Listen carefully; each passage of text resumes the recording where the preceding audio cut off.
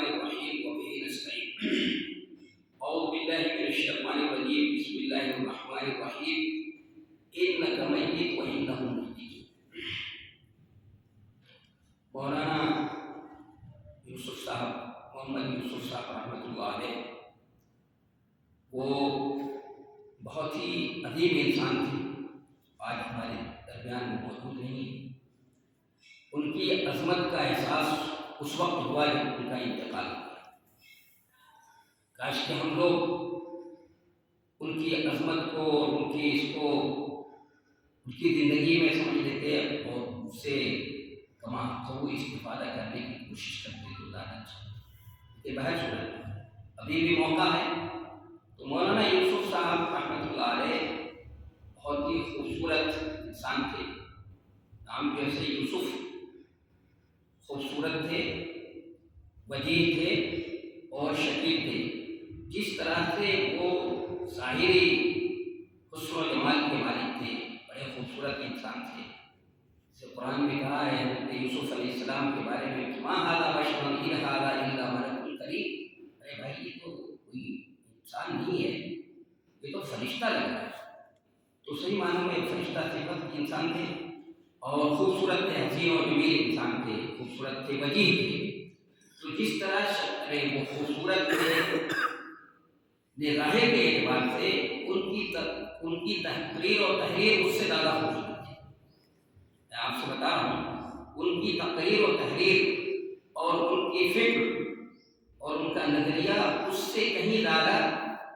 صاف ستھرا اور جو ہے خوبصورت. ان کی اسلوب طرز تحریر اس کے اندر زیادہ روانی تھی. مولانا جو ہے مولانا محمد یوسف صاحب رحمۃ اللہ علیہ مدرسۃ الاصلاح سے فارغ تھے. آپ جانتے ہیں مدرسۃ الاصلاح اعظم گڑھ میں سرائیبیر ایک قصبہ ہے، مسلمانوں کا قصبہ ہے اور بڑا اہم قصبہ ہے. بہت بار موقع نہیں ہے کہ اس کی تشریح کی جائے. وہاں پر ایک مدرسۃ الاصلاح ہے اور مدرسۃ الاصلاح یہ جماعت کے لوگوں نے قائم کیا تھا. تو مدرسۃ الاصلاح چونکہ مولانا حمید الدین فراہی رحمۃ اللہ علیہ کی فکر پہ قائم ہے اور قائم تھا، تو فکر فراہی کا غلبہ ہے وہاں پر. اس مدرسے سے فارغ اور ایک اس مدرسے کی بات یہ بھی ہے کہ چونکہ وہاں کی جماعت کے لوگوں نے اس مدرسے کو قائم کیا ہے تو مولانا مودودی رحمۃ اللہ علیہ کی فکر سے ادغام کی وجہ سے ان کی اس مدرسے پہ جو کہ نمایاں جو خصوصیت ہے وہ ہے قرآن کے شفاف. وہ چونکہ تحریک سے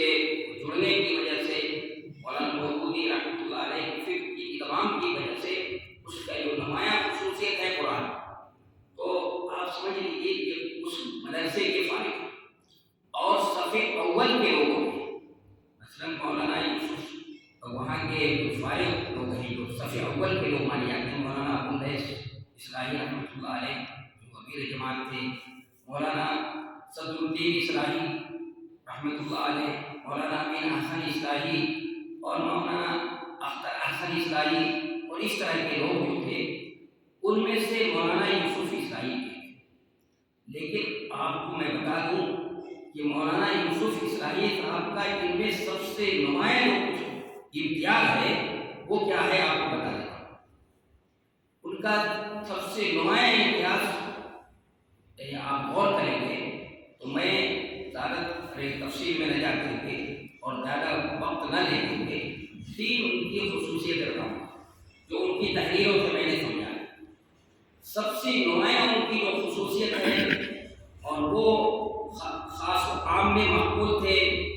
ہر مکتبہ فکر کے لوگ ان کو کیا کرتے تھے، پسند کرتے تھے. اور بریلوی ہوں، دیوبندی ہوں، میں نے دیوبند بھی گیا ان کے ساتھ تو دیوبند میں بھی دیکھا کہ مقبول ہے.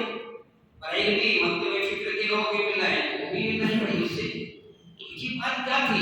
جبکہ وہ مدرسۃ الاصلاح سے فارغ تھے؟ اس کی وجہ یہ تھی کہ مولانا مدرسۃ الاصلاح سے تو فارغ تھے اور صف اول کے لوگوں میں ان کا شمار ہوتا ہے جیسے کہ میں نے ابھی نام لیا ان لوگوں میں سے شمار ہے. لیکن ان لوگوں سے وہ متاثر اس پہلو سے ممتاز تھے کہ مولانا فکر فلاحی،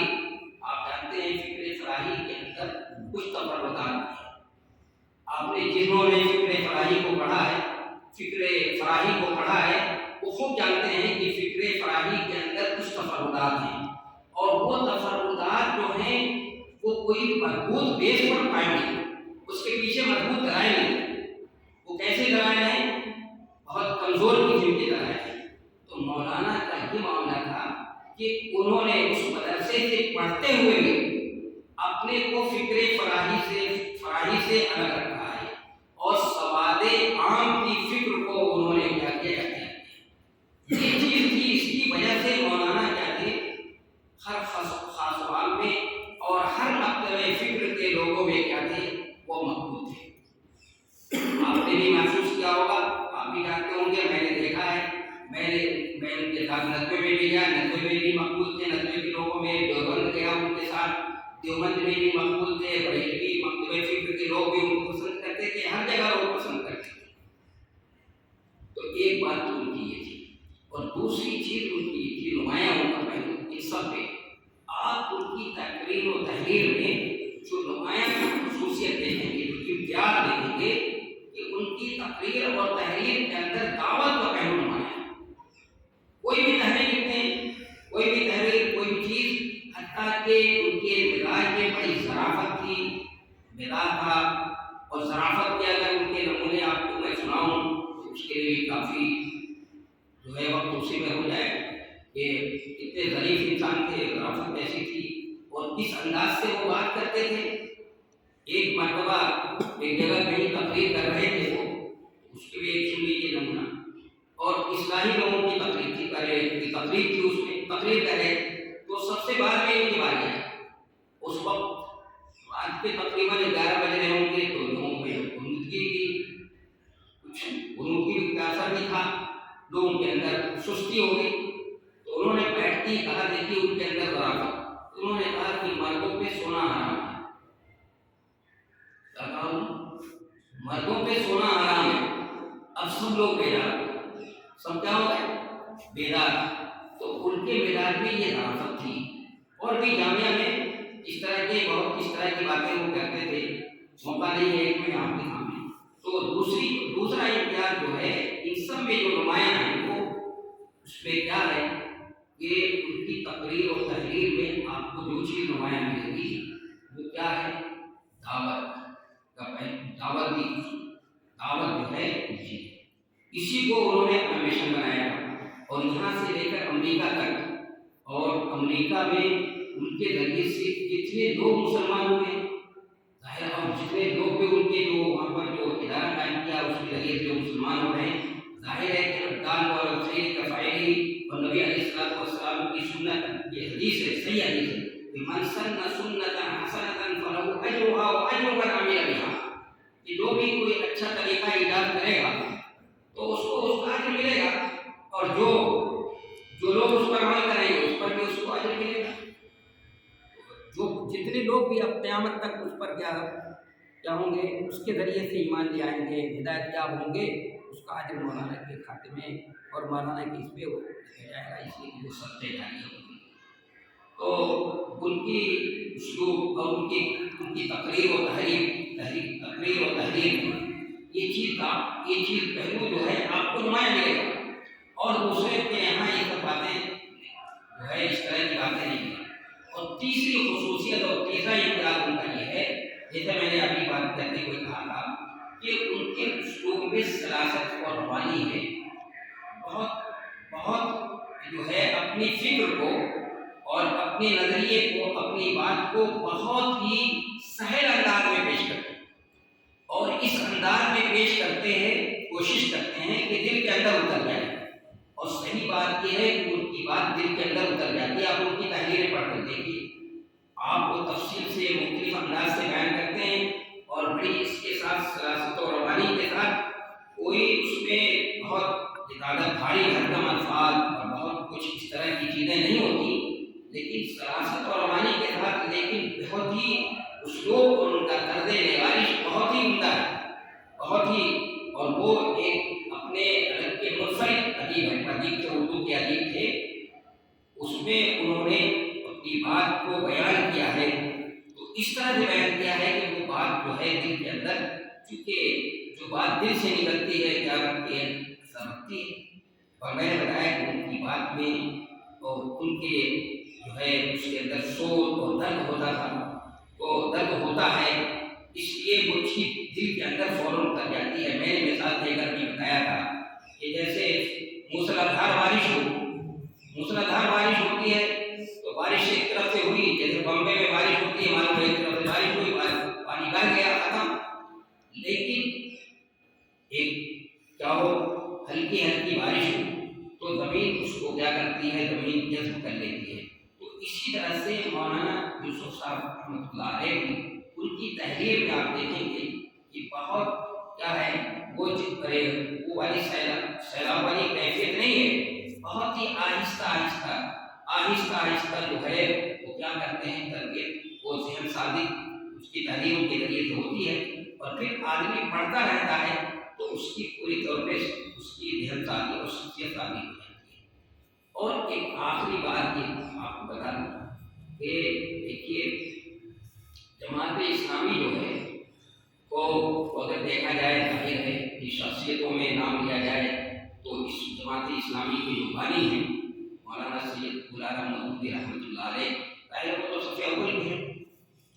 لیکن جن لوگوں نے جماعت کو آگے بڑھایا ہے، مطلب لٹریچر میں نام دیا جائے گا تو انہیں کا سب سے پہلے نام آئے گا، ٹھیک ہے، بہت اچھی بات ہے اور ہے بھی صحیح،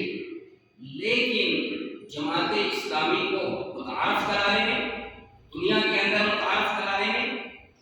میں سمجھتا ہوں کہ مولانا یوسف اصلاحی صاحب رحمۃ اللہ علیہ کا بھی بہت بڑا حصہ ہے۔ اپنی تقریروں کے ذریعے سے، اپنی تحریروں کے ذریعے سے انہوں نے جماعت اسلامی کو بہت کچھ دیا ہے اور بہت حد تک انہوں نے پوری دنیا میں متعارف کرایا ہے۔ تو یہ سب اگر دیکھا جائے تو یہ سب ان کی خوبیاں تھیں، ان کے اختیارات تھے، اور میں نے کل بھی ایک جگہ ایک تعلیم کی نشست تھی اس پہ باتیں کہی تھی، وہ اس موقع پر تو دوسری باتیں نہیں کی تھی، اور سب سے بڑی بات یہ کہ وہ جو ان کے اندر جو میں نے محسوس کیا درد تھا، وہ کان یحب المساکین، فقراء اور مساکین سے محبت کرتے تھے۔ تو فقراء اور مساکین سے محبت کرنا ہمارے نبی کی سنت ہے، اور نبی صلی اللہ علیہ وسلم کے خانوادے میں حضرت علی کرم اللہ وجہہ کے بارے میں بھی آتا ہے کان یحب المساکین، اور علی زین العابدین کے بارے میں آتا ہے کہ وہ کتنے خاندان کے لوگوں کی کفالت کرتے تھے، اور ان جن کی کفالت وہ کرتے تھے ان کو بھی پتہ نہیں تھا کہ ہماری کفالت کون کرتا ہے۔ جب جس دن انتقال ہوا ہے ان کا علی زین العابدین رضی اللہ تعالیٰ رحمۃ اللہ علیہ کا، تو اس دن ان لوگوں کو پتہ چلا کہ بھائی ہماری کفالت ہے۔ تو مسلمان تو مولانا بھی بند مٹھی جو ہے وہ لوگوں کی بہت سے لوگوں کی مدد کیا کرتے تھے، غریبوں کی، مسکینوں کی سے مدد کرتے تھے اور ان کے کام آتے تھے۔ تو یہ بہت بڑی خصوصیت ہے اور بہت یہ سب امتیازات ہیں۔ اب وہ اس امتیاز کے ساتھ اور ان خصوصیات کے ساتھ اپنے رب حقیقی سے جانتے ہیں، تو ہمیں توقع ہے، اللہ کی ذات سے امید ہے کہ اللہ تبارک و تعالیٰ اس برکت کی زندگی میں، اس لیے جانتے ہیں اقدامات انسان قیامت ہو، انسان مر گیا تو اس کی قیامت قائم ہو گئی، اللہ تبارک و تعالیٰ ضرور ان کے ساتھ شہداء اور صدیقین والا معاملہ کرے گا، کیونکہ جو انہوں نے قربانیاں دی ہیں، جس طرح کی قربانی کی اور جس طرح سے جو انہوں نے قلم کے ذریعے سے، زبان کے ذریعے سے جہاد کیا ہے، تو اللہ تبارک و تعالیٰ سے وہ اب اپنے جزا اور بدلہ لینے کی جگہ پر پہنچ چکے ہیں۔ تو ہمیں اللہ سے توقع ہے کہ اللہ تبارک و تعالیٰ ضرور ان کو بہتر سے بہتر بدلہ عطا فرمائے گا، اور یہ ہماری دعا ہے، ہم سب کی دعا ہے کہ اللہ تبارک و تعالیٰ ان کی قبروں کو نور سے بھر دے اور ان کو کروٹ چین سکون نصیب فرمائے۔ اور بھائی دیکھیے وہ انسان تھے، فرشتہ نہیں تھے، اور انسان تھے تو کمزوری تو ہو سکتی ہے، سب کچھ بات مطلب میں نے بیان کیا، میں نے کیا کہا، انسان تھے، فرشتہ نہیں تھے۔ فرشتہ صفت ضرور تھے،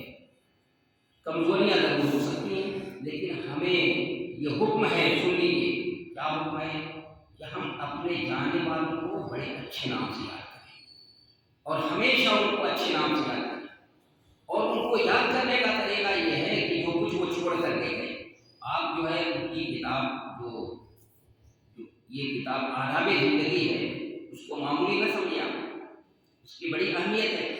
اور دنیا میں کتنی مقبول ہے۔ اگر میں بتا دوں تفہیم القرآن کے بعد دوسرے نمبر پہ یہ کتاب ہے سب سے زیادہ، اور یہ شخصیت تعلیم میں اس کا بڑا اہم رول ہے، مردوں کو بنانے میں بھی اور خواتین کو بھی بنانے میں بڑا اہم رول ہے۔ اس لیے لوگ آج جو ہے، پہلے تو بہشتے زیور لوگ اپنی بچیوں کو دیتے تھے شادی کے موقع پر، اب لوگ کیا کرتے ہیں اگر کسی کو تحفہ دینا ہو تو یہ آداب زندگی دیتے ہیں۔ میں باہر کی دنیا میں جاتا ہوں، جانتے ہیں دبئی، قطر اور آپ کے عمان، مسقط جو ہے، اور کویت اور سعودی عرب، دوسری جگہوں پہ جانے کا ہوتا ہے، اگر اس جامع الصالحات کا تعارف کرایا جاتا ہے تو فوراً یہ کہتے ہیں کہ اگر وہی جامع الصالحات جس کے ناظم جو ہیں وہ مولانا یوسف اصلاحی ہیں جو آداب زندگی کے مصنف ہیں، اور کوئی اور کسی اور کتاب کا نام نہیں لیتا کوئی، جبکہ ان کی اور بہت سی کتابیں اور وہ بھی بہت اہم کتابیں، قرآنی تعلیمات ہے اور بھی جو کتابیں ان کی ہیں بہت اہم کتابیں ہیں، اور فقہ کے موضوع پر جس سے ان کی فکر کا پتہ چلتا ہے، آثار فقہ کی بڑی ان کی فکر میں اعتدال تھا، لیکن سب سے زیادہ جس کتاب کو ان کی کتاب کا تذکرہ ہوتا ہے وہ آداب زندگی۔ ہر جگہ لوگوں نے یہ کہا ارے بھائی وہ تو ہمارے لیے وہ کتاب لے آئیے گا، ہمارے جب آپ آئیں تو وہ کتاب لے کر آئیے گا، ہمیں فلاں کو تحفے میں دینا ہے۔ تو اس سے آپ اندازہ لگا سکتے ہیں، اس لیے ہم سب کی دعا ہے ان کے لیے کہ اللہ تبارک و تعالیٰ ان کو قبر کے اندر کربٹ فرمائے اور قرآن اور جنت کے اندر اعلیٰ سے اعلیٰ مقام عطا فرمائے۔ تو اللہ تعالیٰ نے اس کو فرمایا ہے اولئک الذین انعم اللہ علیہم من النبیین والصدیقین والشہداء والصالحین وحسن اولئک رفیقا۔ اللہ تبارک و تعالیٰ ان کے ساتھ شہداء کا اور صدیقین والا معاملہ عطا فرمائے۔ یہ بہت بڑی بات ہے کہ وہ اس دنیا میں رہ کر کے انہوں نے مہلت عمل تو اللہ نے ان کو دی، بہت اچھی طرح سے گزار کر چلے گئے اور اپنے رب حقیقی سے جا ملے ہیں، تو ہمیں توقع ہے کہ اللہ تبارک و تعالیٰ کو بہتر سے بہتر عطا فرمائے۔ وما توفیقی